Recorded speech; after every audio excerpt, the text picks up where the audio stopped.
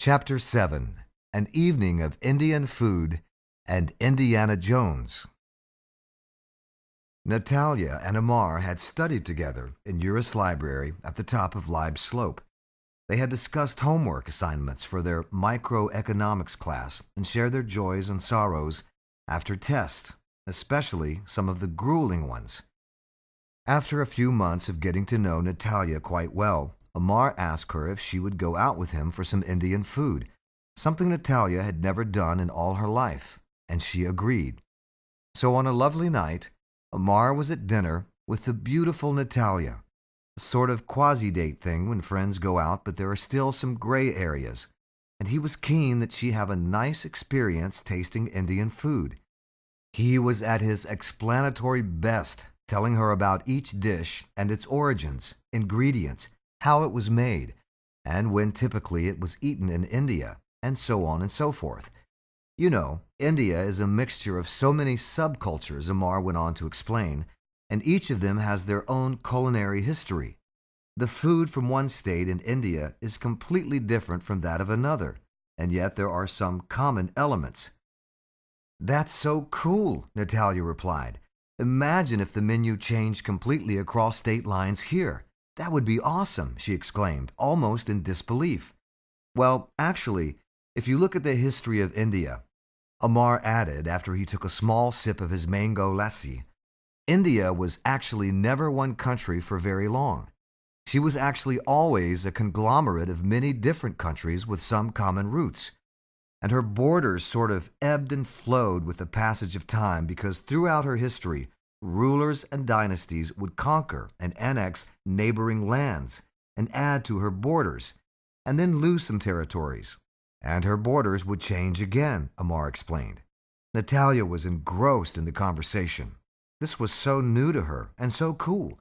"That's fascinating," she remarked. "And then came the British a few hundred years ago," Amar said. "And what started out as a trade and business interest via the British East India Company, which initially did nothing more than trade spices with India, ended up a few hundred years later with India being the crown jewel in the great British Empire. And the British had something to do with integrating India and making her one country?" Natalia asked, almost innocently. "Yes, very much so," Amar explained as he finished chewing on a piece of naan. "The British brought with them the English language, which for the first time got people of the many Indian subcultures to speak a common tongue. And they built the Indian railways, one of the most comprehensive railway networks in the world. So there was a silver lining in Britain's conquest of India, in a matter of speaking," Natalia asked, quite in awe of the whole narration. "Yeah, I guess that's definitely one way of looking at it," Amar replied. "Wow, fascinating," Natalia exclaimed. "And then, of course, there was India's freedom struggle and the lives of great souls like Mahatma Gandhi, Sardar Vallabhbhai Patel, and Gokhale, and so many more freedom fighters who gave their sweat and blood and even their lives in some cases," Amar added, "to galvanize the country to become one in spirit, to fight a common cause, and to struggle for her independence, which finally came on August 15th in 1947 after decades of oppression, struggle, and sacrifice. So while the Indian cuisine is so varied and delicious, her history is so colorful too," exclaimed Natalia. "I had no idea at all, and I'm really thrilled that you're introducing me to your great country tonight via the experiences of the palate, via her delicious and mysterious foods.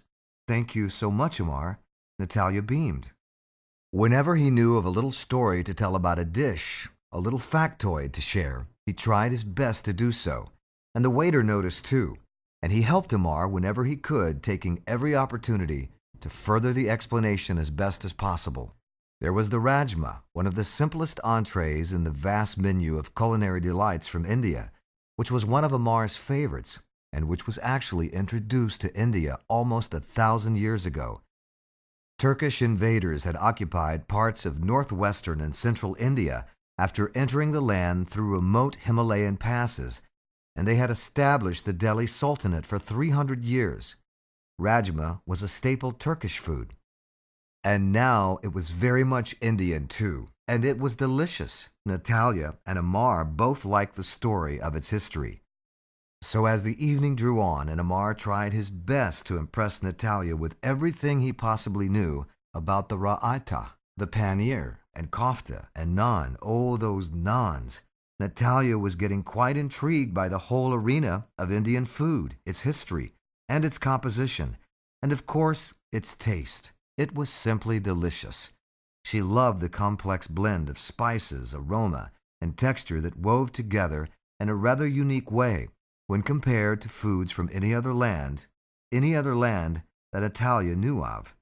"This is an entirely new experience for me," Natalia exclaimed. "I've known little to nothing about India or about the food from your ancient and great land. You won't believe this, Amar, but my exposure to India has in fact been the Indiana Jones movie, Indiana Jones and the Temple of Doom.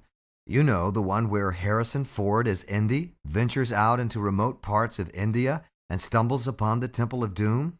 Is that real?" Natalia asked naively and directly. "I would hope not," she added before Amar could reply.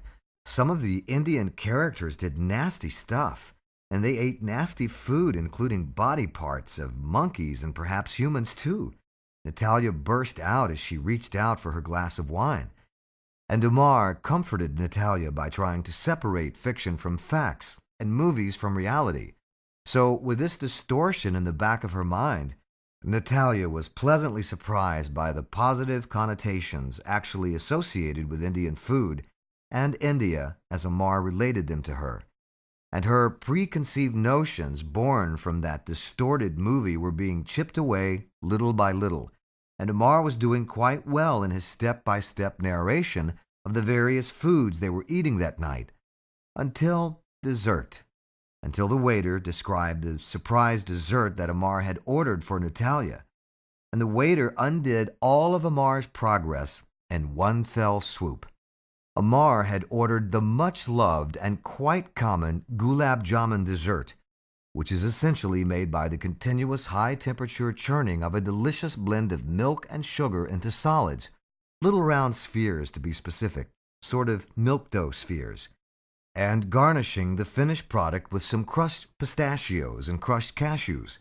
And the finished product looks quite presentable, except if you inadvertently make a parallel to the male human anatomy, because then you could actually start to wonder.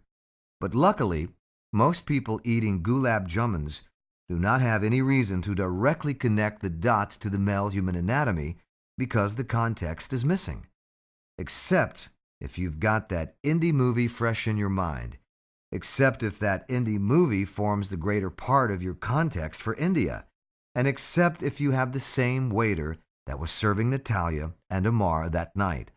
Because with a distorted explanation, with a distorted context, and with a wild imagination running on a few glasses of lovely red wine, this dessert can actually be misconstrued to be made from parts of the male human anatomy, parts that are often fondled and kissed and caressed and perhaps sucked on in moments leading up to the most passionate love-making, but parts that you do not generally eat and digest. So when Natalia asked the waiter what she and Amar had started eating that night, as they dug further into their gulab jamuns and continued to chew on them indulgently, she was not expecting the reply he gave. And she spat her food right out. She spat out her gulab jamuns right out, because when she asked the waiter what those round brown balls were, he simply said, "Madam, these are delicious Indian balls in sweet sauce." And Amar spat his gulab jamuns too in sheer shock. It took Amar another 15 minutes to explain what the gulab jamuns really were. And Natalia and Amar laughed. They laughed a lot. They drank some more wine, and they laughed some more.